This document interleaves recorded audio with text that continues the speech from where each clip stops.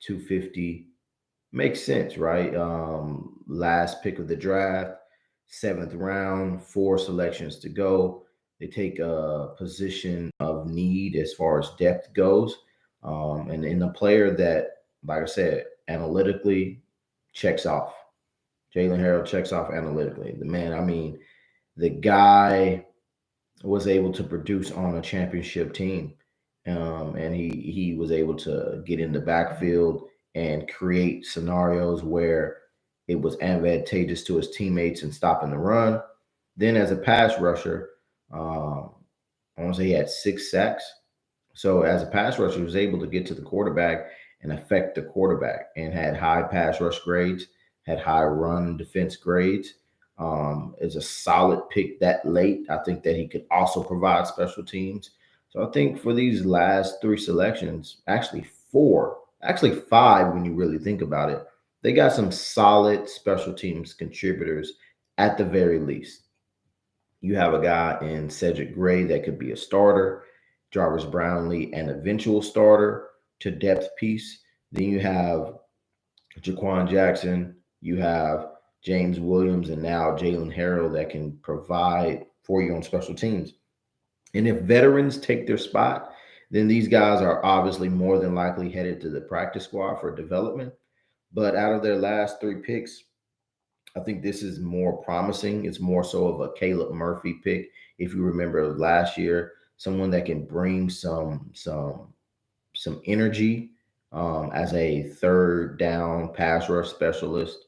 I think it's a pick right on par with the Titans. It's a pick that I would not have guessed. I would not have put that connection together for them to want a edge rusher or want Jaylen Harrell, unlike the previous six selections. But he's a solid player. Some of the reservations I have is I don't think it's a freakishly athletic guy, which you would rather have to develop this late. But in terms of analytically, if you have an analytics department and you start to see players who have high analytics grades and you're getting late in the draft and you have a position of need and you like the character profile, this makes sense. You can't really argue against it.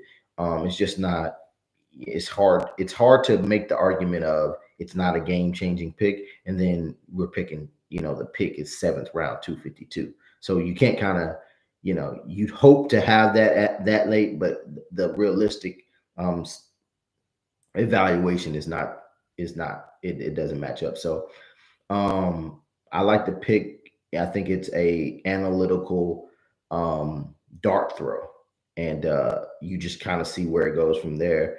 And I think his role, like I said, his role is a rotational outside linebacker.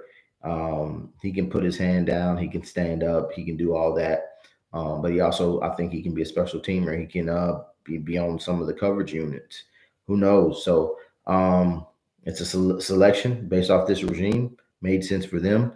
Stay tuned for who I would select in the same draft. If you're into alternatives, if you're into someone who does a lot of work and give you just another point of view of how things could have went, that makes a ton of sense. And then hold me accountable, and then track these players' careers throughout and see what happens, because we would never know. It's a hypothetical of a hypothetical, but I tend to draft guys that can defeat situations.